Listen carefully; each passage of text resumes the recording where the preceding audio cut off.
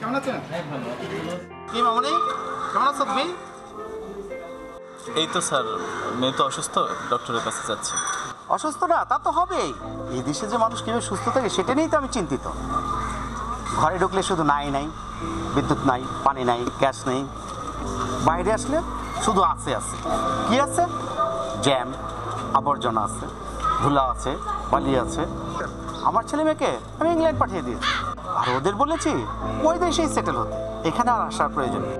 আপনার মেয়েকেও পাঠিয়ে দিন নিরাপদ। হারুন সাহেব, আমার আবার দেরি হয়ে যাচ্ছে। আল্লাহ হাফেজ।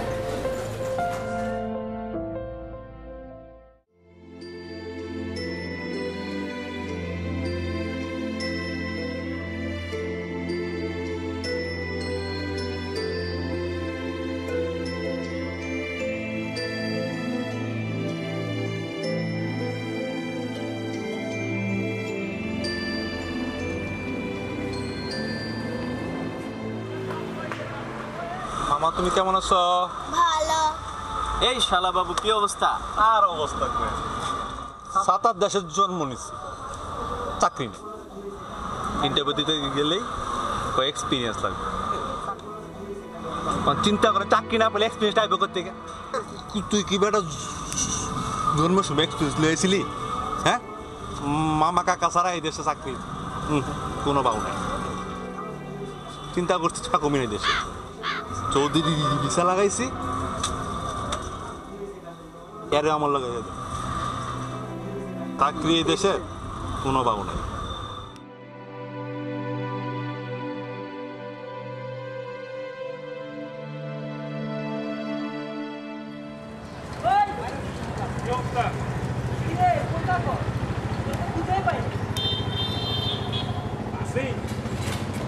আরে বন্ধু, স্টুডেন্ট ভিসার জন্য অ্যাপ্লাই করলাম, বাইরে চলে যাব। আলটিমেটলি এই দেশে থেকে কিছু হবে না। এই মামা কাকার প্রবলেম, তারপর তোর এই সিকিউরিটি সমস্যা, তারপর আর আমরা তো দুর্নীতিতে বিশ্ব চ্যাম্পিয়ন, সেটা তো তোরা জানিসই। কি বলিস? দেশে দুর্নীতি নেই বেটা, আমরা তো লিমিটেশন ছাড়া দুর্নীতি করি। কি রে বেটা বয়, দুর্নীতি ছাড়া বউ বালবা কেমনে? দুর্নীতি করবো একটা লিমিটেশনের ভিতর করবো, নিজেও খাবো, দেশকেও খাওয়াবো। নিজে খালি খাবা, দেশে কিছু খাওয়াবার না, তাহলে তো চ্যাম্পিয়নই চ্যাম্পিয়নই।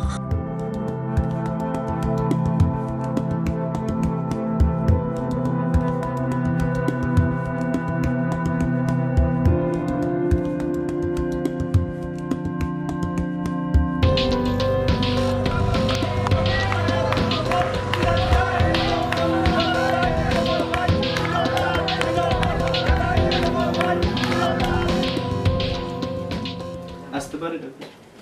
হ্যাঁ, আসুন।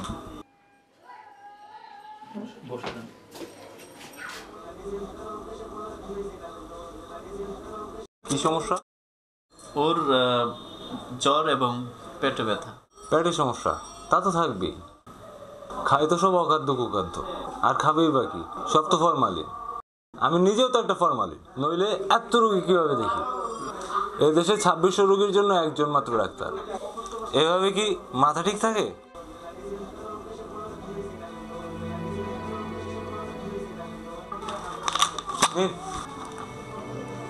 ধন্যবাদ।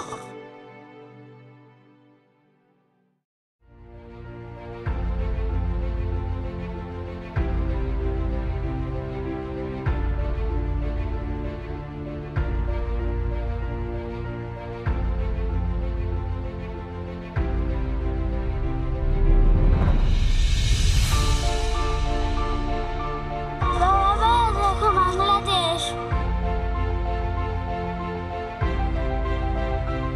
মা ময়লা